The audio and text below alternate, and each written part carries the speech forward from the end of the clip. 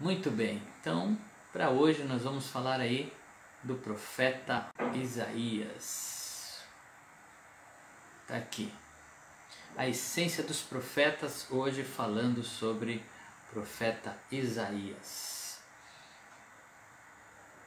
E aí, olha só, o profeta Isaías ele viveu entre 740 e 681 antes de Cristo. É o período, né, que esse profeta viveu, aproximadamente, né? Ele foi aí contemporâneo, né? Que está só os reis de Judá, não está os reis do Reino Norte, só do Reino Sul, né? Foi o rei Uzias, rei Jotão, Acasias, Ezequias, né? Época em que Samaria foi destruída pela Síria e na qual Jerusalém resistiu ao cerco dos soldados de Senaqueribe. Inclusive, Isaías foi o personagem fundamental aí, né, diante desse exército que cercou Judá, aquele momento, né, que o rei Ezequias leva lá a carta para Isaías. Isaías apresenta diante do Senhor, né, um momento assim poderoso da confiança no Senhor. E aqui eu já quero começar, né, falando para você, vale a pena confiar no Senhor. Deus, no momento certo, Ele entra com socorro, se a sua confiança estiver nele, né? Nesse momento em que Ezequias ele recebe aí, né, essa carta de ameaça do rei da Síria, eles vão lá e colocam diante do altar. E é diante do altar que nós colocamos as nossas preocupações. Nós não podemos viver ansiosos por coisa alguma, como diz a palavra de Deus. Antes, em tudo, né, com ações de graça, nós devemos apresentar ao Senhor. Então, esse momento, né, da história, Isaías estava lá também, né, sendo aí, né, uma peça fundamental para que eles pudessem vencer esse momento de aflição. E você também pode ser essa peça fundamental quando nós dobramos os nossos joelhos, quando nós vamos diante de Deus, né, o Senhor pode nos usar aí para sermos instrumentos seus, sacerdotes, né, para levar livramento, levar cura, levar restauração a todos. Então, Isaías estava ali, né, marcando a história. O chamado de Isaías, seu nome significa Deus ajuda. Ele recebeu o chamado para ser profeta por meio de uma visão do trono de Deus. Queridos, é maravilhoso, se eu não me engano é Isaías capítulo 6 que conta esse momento, né? Ele estava ali cercado por anjos e um deles, né, porque diante dessa visão Isaías ele se sente tão pequeno, né? Ele fala, eu sou um homem de lábios impuros, que vivo no meio de um povo também de impuros lábios. Ele se sentiu pequeno, se sentiu pecador. E é isso que acontece conosco diante de um encontro, né, com o Espírito Santo. Nos sentimos pequenos, sentimos carentes da misericórdia. Então um desses anjos, né, voa até ele com brasas que ele tirou ali do altar, toca nos seus lábios, ele é purificado, né, dos seus pecados. Deus remove dele toda a iniquidade. E quando Deus diz assim, a quem enviarei, né, Isaías levanta a mão lá dizendo, eu, Senhor, pode me enviar, eu estou à disposição. E é isso que acontece, né? Quando o Espírito Santo nos alcança, quando Ele nos enche, nós temos disposição para seguir o Senhor. Então após isso, né, ele ouve a ordem do Senhor e aí começa o chamado, né? Numa de suas profecias ele falou do juízo de Deus com relação aos pecadores de Israel, Judá e as circunvizinhanças ali, né, na época do rei Ezequias. Em seguida, né, a partir do capítulo 40 do livro de Isaías, ele vai mostrar o amor de Deus, o amor que Deus oferece aos seus filhos através do perdão e da esperança. Isaías é o profeta que mais fala da vinda do Senhor Jesus. Ele deixa bem claro ali no capítulo 53 que o Messias sofreria e se sacrificaria pela humanidade e por seus pecados. Israel não entendeu isso.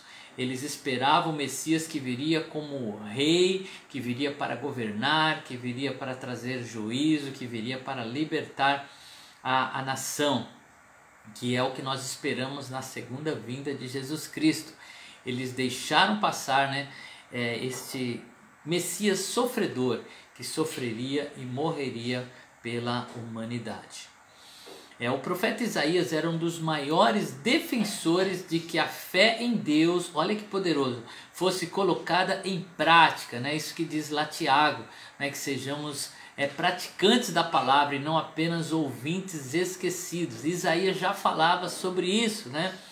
E que a nossa fé deveria se tornar um estilo de vida real, né? Ao invés de somente uma máscara que rendesse status. Qualquer semelhança, né, com a realidade hoje, né, não é coincidência, né, porque realmente foi um profeta que falou do seu tempo e dos tempos futuros, né? Hoje nós vemos isso também.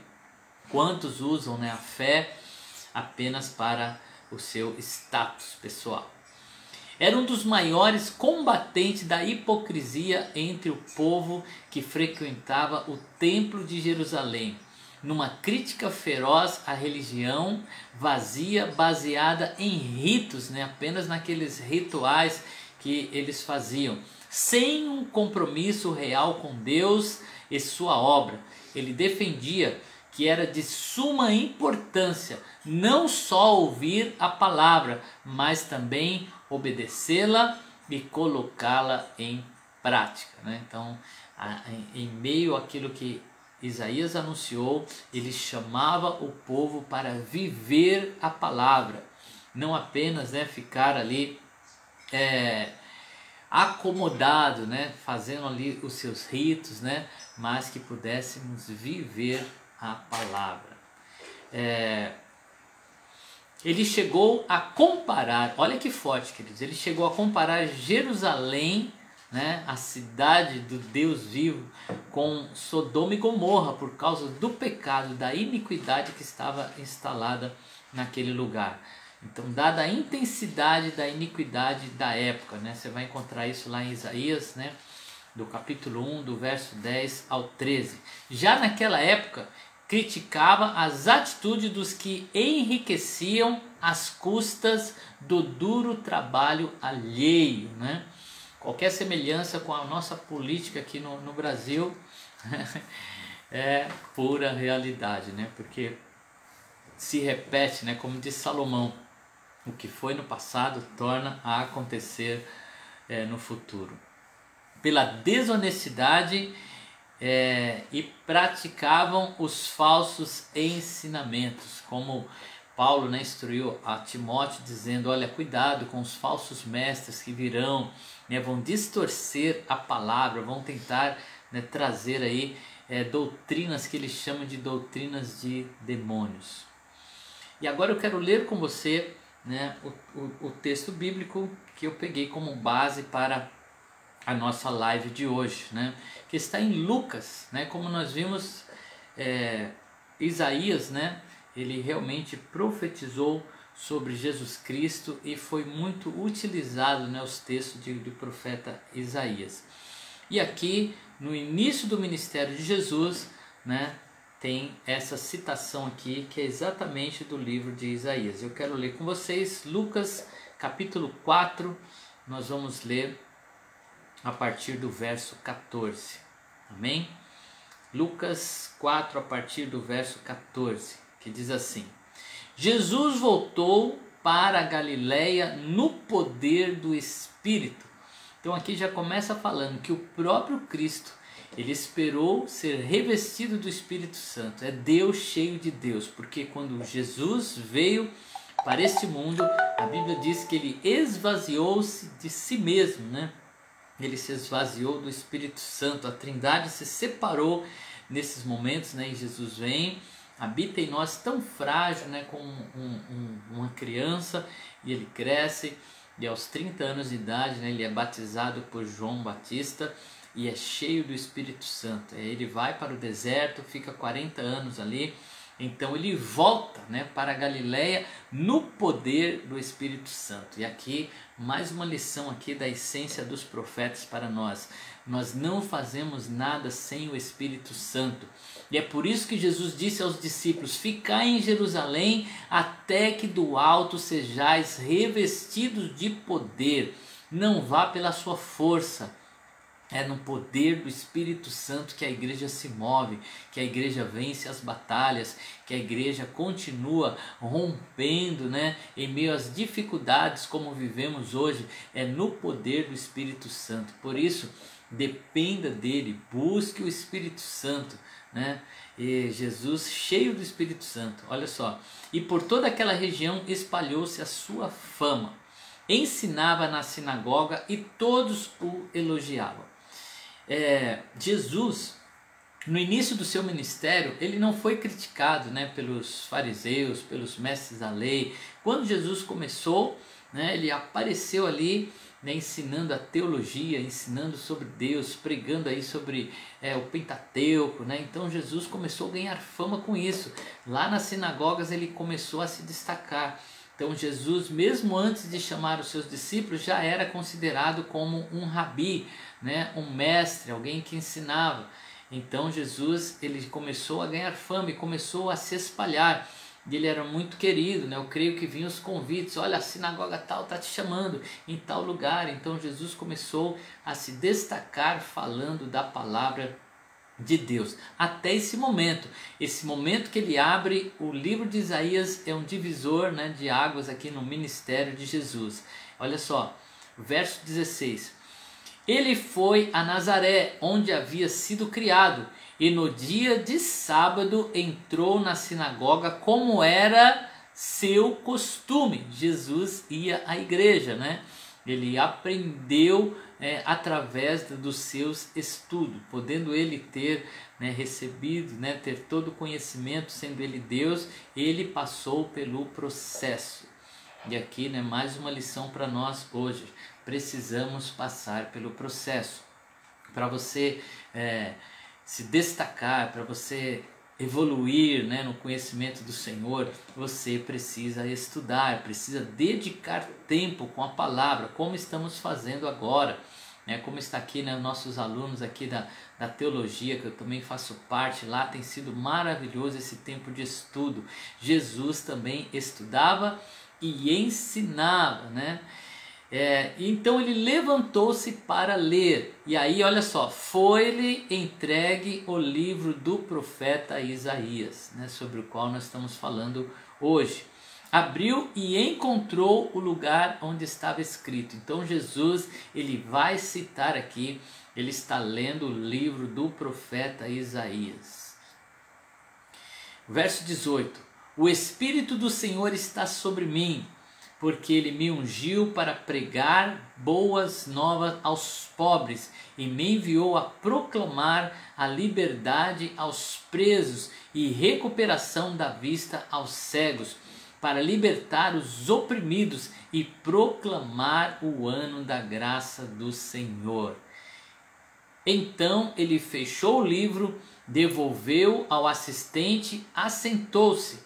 Na sinagoga todos tinham os olhos fitos neles. Queridos, olha que momento. Houve silêncio, todos estavam prestando atenção para ver o que o Senhor ia falar. E esse momento de reverência, de temor, nós temos que ter todas as vezes que nós estamos diante da palavra do Senhor. Seja para ler, seja para ouvir alguém ministrar, para que o nosso coração esteja aberto ao Senhor. Então aqui já fica mais esta lição, porque às vezes nós ouvimos a palavra e parece que ficamos vazios. É porque o coração não foi preparado para ouvir. Então, quando nós vamos ouvir a palavra, devemos silenciar as outras vozes, né, para que ela possa entrar no nosso coração. E havia esse momento de reverência. E começou a dizer-lhes: olha só, hoje se cumpriu as escrituras que vocês acabaram de ouvir. Nesse momento, né, Jesus começa a ser criticado, porque aqui ele estava dizendo quem ele realmente é. Ele estava dizendo: eu sou o Messias. Se cumpriu as escrituras, chegou este momento. E aí eles começam a dizer o seguinte, olha aqui, verso 22: Todos falavam bem dele e estavam admirados com as palavras de graça que saíam dos seus lábios, mas perguntavam: não é este o filho de José? Fala, espera aí, ele é filho de um homem, né? Como ele vai ser o filho de Deus, o Messias? E olha só, olha o que aconteceu. Jesus lhes disse: é claro que vocês me citarão este provérbio: médico, cure-te a ti mesmo, faze aqui em tua terra o que ouvimos que fizeste em Cafarnaum. Olha o verso 24. E continuou ele: digo-lhes a verdade, nenhum profeta é aceito em sua terra. Jesus estava ali onde ele foi criado, onde as pessoas o conheciam, e ele está dizendo que nenhum profeta é aceito em sua terra. E é por isso que às vezes Deus muda de lugar, pega alguém do sul, leva para o norte, pega do norte, leva para o sul, traz pessoas dos Estados Unidos para o Brasil, pega do Brasil, leva para os Estados Unidos.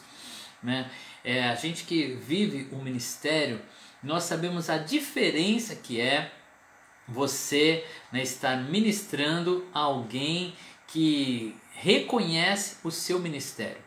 Quantas vezes Deus nos usou para curar, restaurar, quantas vidas que reconheceram o nosso ministério foram edificados, sarados, curados, e nós testemunhamos isso, mas outros não reconheceram e por não reconhecer não desfrutaram do ministério que o Senhor nos entregou.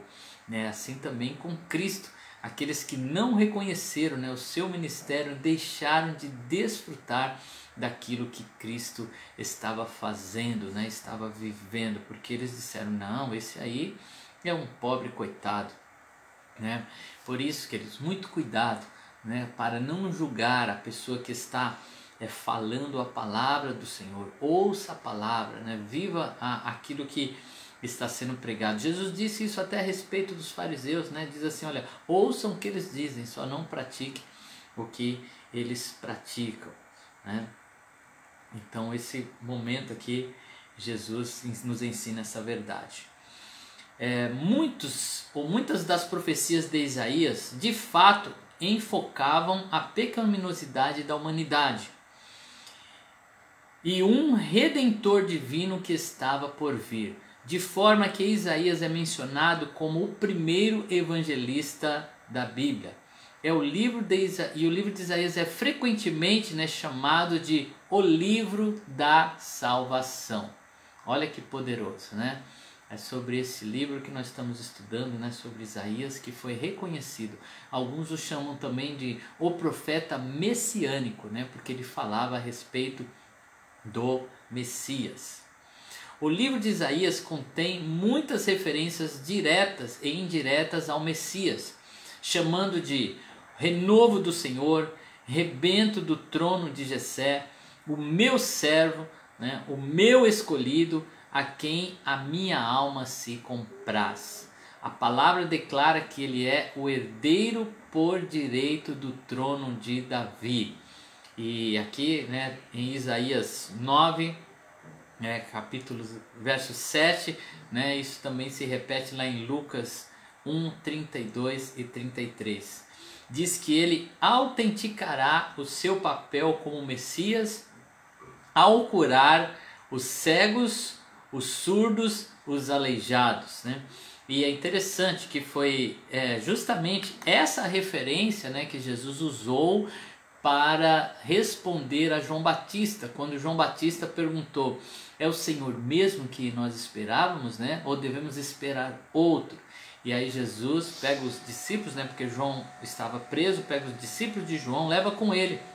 Em seguida, ele cura os cegos, cura os surdos, cura os aleijados, prega a palavra. Depois ele diz para eles assim: agora você volte para João e diga a ele: olha, os cegos veem, os surdos ouvem, os aleijados andam, e o evangelho é pregado aos pobres. Então João estava meditando no livro de Isaías. Quando Jesus fala isso, ele reconhece, ele realmente é o Messias, porque ele está fazendo o que Isaías tinha profetizado ao seu respeito. Ele também estabelecerá a nova aliança, né? O Novo Testamento é a partir de Jesus. Então Jesus vem estabelecer a nova aliança. Um dia estabelecerá um reino messiânico sobre o qual reinará, no qual será adorado. O povo de Israel via Deus como seu Salvador. Suas experiências no Êxodo, né, e em suas caminhadas no deserto, convenceu que somente Deus pode salvar. Então eles olhavam para Deus como Deus Salvador, o Deus que resgatou o povo, que abriu o Mar Vermelho, que fez tantos sinais ali no Egito. Mas olha só, por inspiração, Isaías profetizou a respeito de um Redentor que viria a este mundo como um bebê, né, como uma pequenina criança, né, que nasceria de uma virgem, né, e como que nós podemos pensar, né, em Deus tão pequeno, tão frágil, né, mas Jesus se submeteu a isso. E olha o texto que fala sobre isso, Isaías 9:6. Porque um menino nos nasceu, um filho se nos deu, o governo está sobre os seus ombros, e o seu nome será Maravilhoso Conselheiro, Deus Forte, Pai da Eternidade e Príncipe da Paz. O cântico, né, que é chamado o cântico do servo sofredor em Isaías, que está ali em Isaías 52, a partir do verso 13 até Isaías 53:12. É considerado como um pináculo mais elevado das profecias de Isaías. É como se fosse a pérola, né, do livro de Isaías. Uma leitura não tendenciosa não pode levar a qualquer entendimento a não ser aquele de um Messias que sofre. É isso que eles não entendiam, né? Que o Messias sofreria e ele levaria sobre si as nossas dores, as nossas aflições. O Messias que sofre, morre, mas que ressuscita para trazer redenção eterna ao seu povo. O nosso Cristo é descrito, né, ali em Isaías com tantos detalhes, né, que ele sofreria, levaria a dor, morreria, mas ressuscitaria poderoso. E olha só, esse é considerado o versículo chave, né, do livro de Isaías, que é Isaías 53, verso 5, que diz assim: mas ele foi transpassado pelas nossas transgressões e moído pelas nossas iniquidades. O castigo que nos traz a paz estava sobre ele, e pelas suas pisaduras nós fomos sarados. Queridos, todo o livro de Isaías ele é repleto de revelações maravilhosas, mas só esse verso, querido, já nos diz tanto, né? Já diz tanto, né? Porque Cristo morrendo em nosso lugar, ele pagando o preço, ele nos dando condição de estarmos diante de Deus, de nos tornarmos seus filhos, né? Realmente é poderoso aquilo que Deus entregou na mão deste profeta, revelações poderosas sobre o nosso Messias, o nosso Jesus. E olha só, a mensagem do Evangelho, né, de Isaías não é muito diferente do Evangelho que nós pregamos hoje. A base daquilo que nós pregamos está aqui. Olha só, Deus é santo, né? Isaías 43:15 fala disso. Deus é santo, né? Ele está em um alto lugar, ele não pode se contaminar. E diz também no Isaías 59:2 que todos pecaram, né? E o pecado separa o homem de Deus, um Deus santo. O 59:2 vai falar que todos pecaram contra Deus, e o 59:2 fala que o homem está separado por causa desse pecado. Esse é o evangelho que nós pregamos, né? E o capítulo 53, verso 6, né, vai nos dizer aqui, o Messias tratará da questão do pecado. Ele vai resolver o problema do pecado, né, como ele fez. Pagou o preço e nos deu acesso a ele. Então nós devemos buscar e clamar por seu nome para recebermos a redenção. Esse é um esboço, né, bem resumido do livro de Isaías, que é aquilo que nós pregamos do Evangelho hoje. Deus te ama, né? E Deus tem um plano para a sua vida, mas nós não podemos desfrutar desse plano por causa do pecado.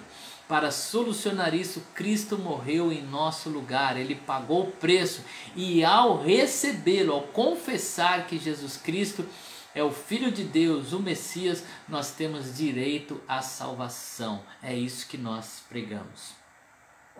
Agora algumas curiosidades aqui para a gente fechar, né? Olha que interessante, quando ele fala de Cristo, né, Isaías, ele parece um escritor do Novo Testamento, né, diferente dos outros profetas. Ele parece um dos evangelistas aqui, né, por isso tem sido chamado de o profeta evangélico. O livro de Isaías também é chamado de mini Bíblia. E olha só, queridos, quantas coincidências, né, tem aqui em relação ao livro de Isaías. Olha só, vamos ver aqui, ó. Isaías é uma Bíblia em miniatura. Em sua estrutura contém 66 capítulos, como a Bíblia contém 66 livros. E o livro de Isaías divide-se em duas partes, como a Bíblia, né? Tem o Velho Testamento e o Novo Testamento, né? E olha só que interessante, tem mais coincidência aqui, ó. Nos seus primeiros 39 capítulos, né, como no Antigo capítulo, né, ou no Antigo Testamento, são 39 livros. E na segunda parte da divisão do livro de Isaías sobram 27 capítulos, como o Novo Testamento, que são 27 livros. O Antigo Testamento começa com a contenda de Deus com os homens por causa do pecado. Isaías começa do mesmo modo lá, Isaías 1:18. A primeira parte encerra-se com a profecia da vinda do Rei da Justiça e da redenção de Israel, capítulo 34 e 35, do mesmo modo como os profetas encerraram, né, o Antigo Testamento com a predição da vinda do seu reino. E continua, olha só. A segunda parte de Isaías, né, ou seja, a partir do capítulo 40, começa com a voz do que clama no deserto. E o Novo Testamento, né, começa aí com João Batista, né, que vem aí, né, trazendo aí, anunciando que Jesus Cristo viria, falando sobre o Messias, né, sobre a obra de Jesus. O Novo Testamento, né, vai começar desse modo aí, João Batista, o precursor de Jesus Cristo, né, ele é anunciado. Isaías termina com a visão de um novo céus e de uma nova terra em que habita a justiça. O Novo Testamento termina, né, com a visão que está no Apocalipse, né? Esta impressionante semelhança entre Isaías, né, e a Bíblia toda torna-se inesquecível uma vez que a gente compreende isso. Isaías é como um porta-joias e o capítulo 53 é a joia, né? Ele ocupa um lugar central na segunda divisão do livro, bem no meio desse precioso grupo de 27 capítulos está lá o capítulo 53, né? É o capítulo que fala do Salvador, que tomou sobre si as nossas enfermidades, né? E as nossas dores ele levou sobre si. Este maravilhoso capítulo merece aí ser decorado, né? Cada versículo é uma pepita de verdades áureas aí. É o capítulo que descreve Cristo, o nosso Redentor, né, sofredor. Maravilhoso, né, esse livro e aquilo que o Senhor nos revela nesse livro. Eu quero destacar aqui ainda, né, com vocês, ó, Isaías 43:19 diz assim, ó, esta passagem retrata um novo êxodo para o povo de Israel, que estavam sendo outra vez oprimidos, né? Eles estavam ali sobre o domínio de Roma, da mesma forma que os israelitas tinham sido escravizados no Egito, né? Antes no êxodo. Clamariam a Deus e ele mais uma vez os ouviriam, só que dessa vez a liberdade que Deus trouxe foi uma liberdade interna, né? Uma liberdade que nos livrou do domínio do pecado. O capítulo 43, verso 19 diz assim, vejam, estou fazendo uma coisa nova, ela já está surgindo, vocês não percebem? Até no deserto vou abrir um caminho e riachos no ermo. Eu quero fechar com este verso maravilhoso. Deus está fazendo uma coisa nova. Você não está percebendo? Em meio a tudo que nós estamos vivendo, Deus está fazendo coisa nova. Ele está nos chamando para um novo momento. Deus continua trabalhando, Deus continua fazendo. Um novo êxodo aconteceria em um novo deserto.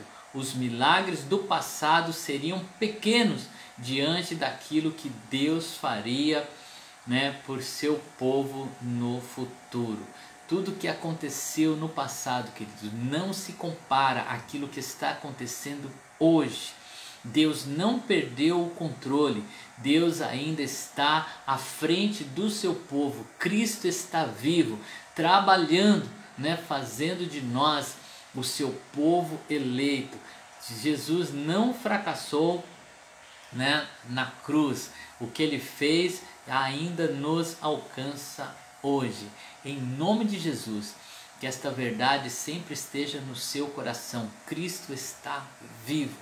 E a essência, do livro de Isaías é essa: Jesus, o nosso Salvador, morreu por nós, em nosso lugar, para que nós pudéssemos ter a oportunidade de desfrutar do novo e vivo caminho.